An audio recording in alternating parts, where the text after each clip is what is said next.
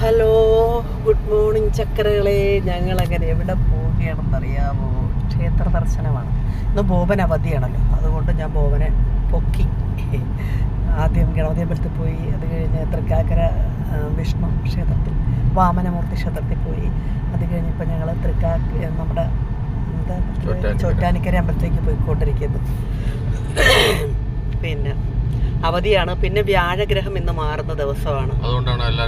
അതുകൊണ്ട് ക്ഷേത്രങ്ങളിലൊക്കെ പ്രത്യേകിച്ചൊരു പൂജയൊക്കെ ഉണ്ട്. ഗ്രഹമാറ്റം സംഭവിക്കും. പ്രത്യേകിച്ച് എല്ലാ ഗ്രഹങ്ങളുടെയും അധിപനാണല്ലോ. അപ്പോൾ ആ ഗ്രഹം മാറുമ്പോൾ ആ ഗ്രഹം ഒരു വർഷം ഇപ്പം മാറുന്ന അവസ്ഥയിൽ നിൽക്കും, മനസ്സിലായോ?